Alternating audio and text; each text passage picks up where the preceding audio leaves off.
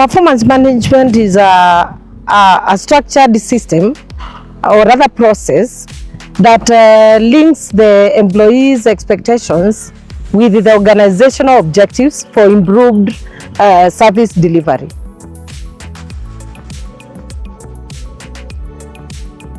To me, this workshop is the workshop on performance management and actually the validation of the integrated performance management framework for the counties is very important, because any organization requires a structured process where employees are able to set their targets and monitor the progress of the implementation through regular feedbacks, and then evaluate the results for improvement in performance.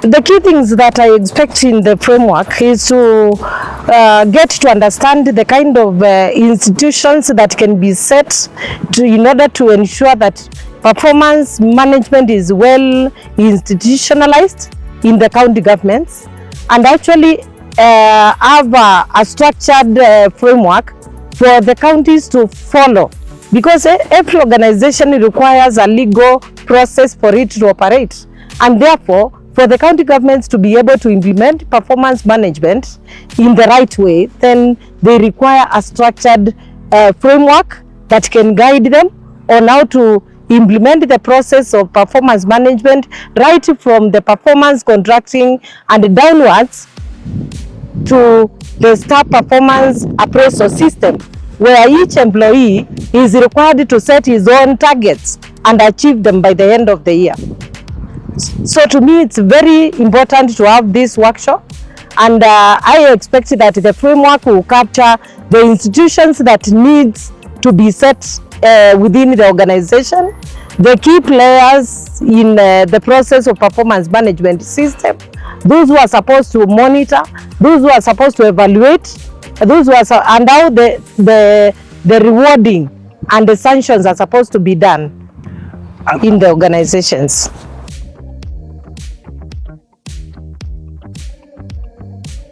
Allow me to say that for any organization to be able to work and deliver, it requires a structured process, and that structured process is actually performance management system.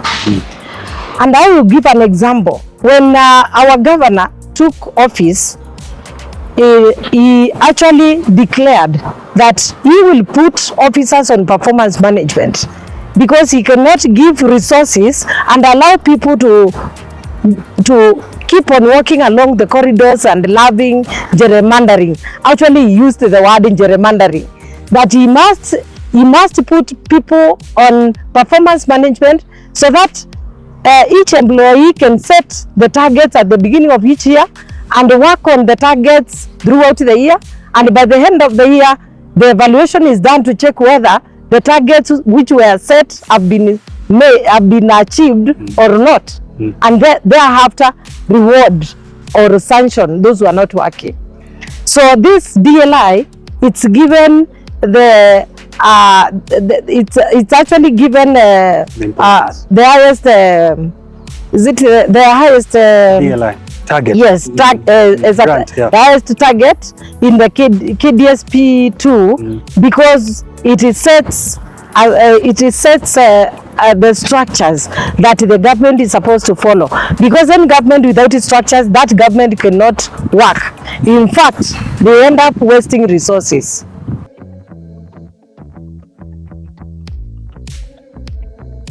I would say that for any government to implement performance management, then it must start from the top.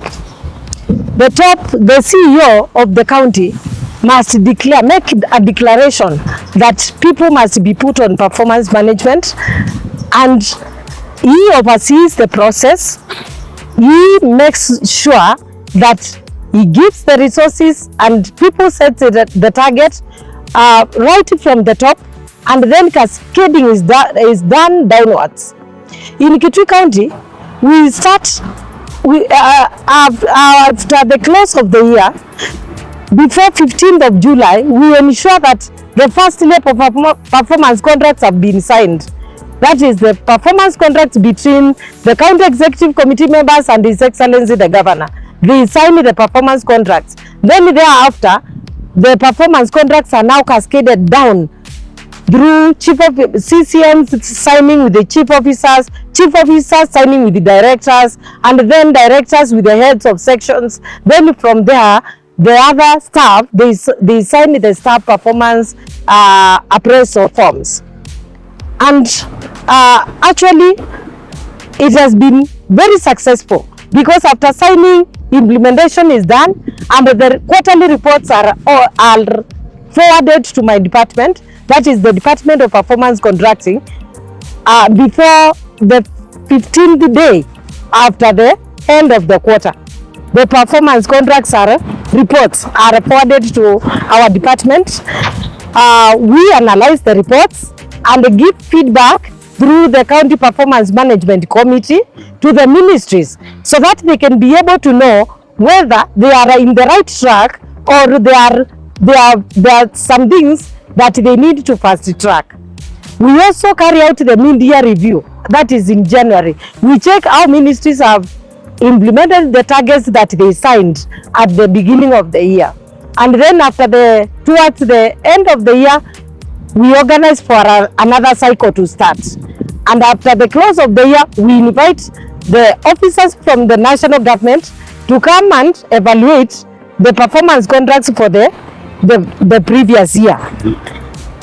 And actually, after the evaluation, those officers, they bring the results in December. Every year in December, we hold a staff meeting where all staff are invited, and the event is officiated by His Excellency the Governor, where he announces the results.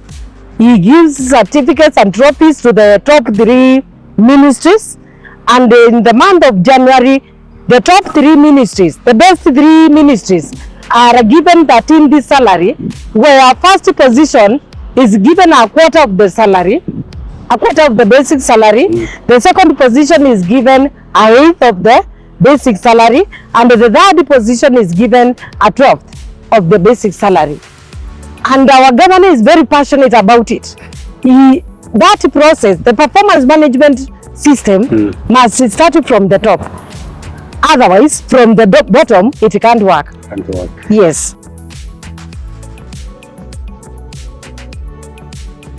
As a chief officer performance contracting, I've been able to learn a lot. That performance management system requires a lot of work to be done. You need to keep evidences on whatever you are doing. You need to follow the right procedure for you to be able to get the right evidences. Otherwise, if you don't follow the right procedure, then by the end of the year, you will not be having the evidences of whatever you have done. The performance management system is a system that aligns work. It actually puts things in place. And officers are always motivated because they always know whatever they are supposed to do every day. As they wake up to go to work, they already have targets to achieve that day. So I've seen this system being a very nice system in any organization. It actually puts things in the right place and ensures that results are obtained and the services are delivered. There is the accountability is there. There is a lot of transparency because if you are given the resources, then you will have to show what you delivered with your resources. So it actually enhances transparency and a lot of responsiveness. Yes.